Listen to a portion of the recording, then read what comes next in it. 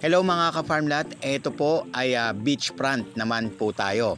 Sa mga nag-iibig po na magkaroon ng sariling beachfront, ito na po ang sagot para sa inyo. Kung gusto niyo magkaroon ng mag-operate ng resort, tamang-tama po ang lugar po na ito.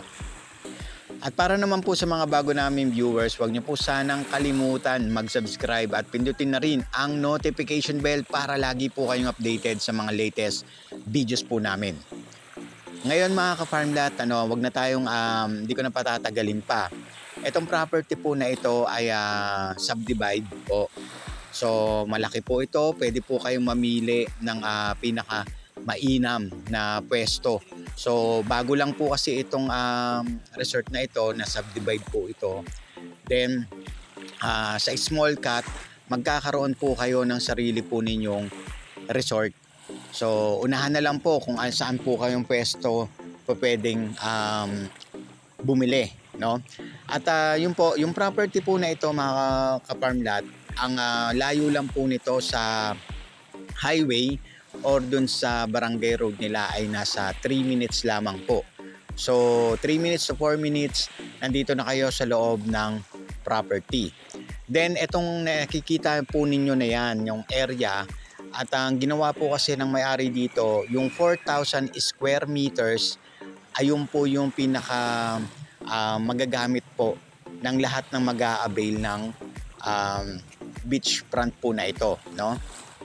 Ayan mga ka-farmland, malinis po yung dagat dito. Kita nyo namang blue na blue, tsaka napakaganda po nung buhangin dito. Then yung estimated naman po natin yung pagbiyahe papunta dito sa location na ito mga ka-farmlat ay sabihin na natin kung nasa Manila kayo, nasa 8 oras po, although malayo po ito, pero sulit naman po ang inyong resort dito. Kung bibili po kayo, sulit na sulit po ito mga ka-farmlat. Kung ayaw nyo namang mag-operate ng business as a resort, pwede nyo na lang pong gamitin pang personal para po sa inyong pamilya, sa mga kamag-anakan po ninyo, mga kaibigan, o kung ano pa man po. Ayan mga ka-farmland, nakikita nyo naman kung gaano po kaganda. Tapos nakikita ninyo na may mga puno-puno dyan sa tabi-tabi, So ayan, pwede nyo rin namang gawing lagyan nyo din ng duyan. So pwede kayong mag-relax. Tapos ito po yung itsura ng property. Ayan po, naka-frontage po yan sa beach. At yan mga ka-farmland, pag-usapan na po natin agad kung ilan po ang cut na pwede po ninyong bilhin dito. Ang maganda po dito, ang minimum cut po dito ay 2,000 square meters. Ulitin ko lang po, 2,000 square meters po ang minimum na cut ng lupa. Then at ang presyo naman po nito mga ka-farmlat is 1,400 pesos per square meter. At yun po, 1,400 per square meter.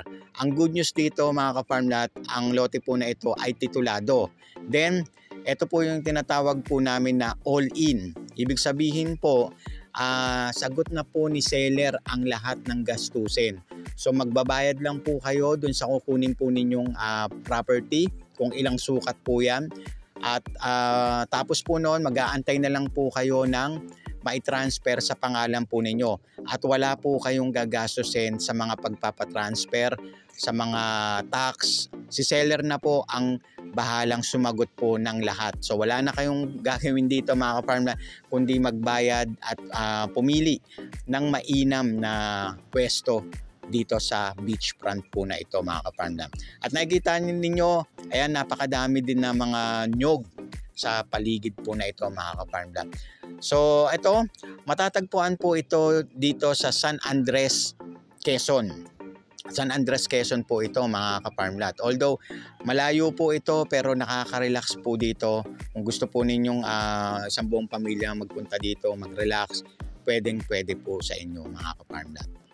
At hindi lang po yun mga ka-farmland, pwede kayong magtayo dito ng inyong bahay bakasyonan o kaya naman gawin po ninyong paupahan, yung itatayo po ninyong mga bahay o kaya naman mga cottage o yung magagandang amenities na pwede po ninyong ilagay dito para mas lalong mag-enjoy po yung mga magiging customer po ninyo mga ka-farmland. So ano pang inaantay ninyo mga ka-farmland, tumawag lamang po kayo sa mga numerong naka-flash dyan sa inyong mga screen at mag-set lang po tayo ng tripping. Maraming salamat po sa inyo mga ka-farmland at sa mga karagdagang impormasyon. Yun nga po, tawag lang po kayo sa amin kung ano pa yung gusto po ninyong malaman. Muli, ito po si Jem, ang inyong tagapaglingkod at tagapagbalita ng magagandang property. Maraming salamat ulit sa inyo. Sana lagi kayong nasa mabuting kalagayan. Have a nice day po mga ka-farmland. Ingat po kayong palagi.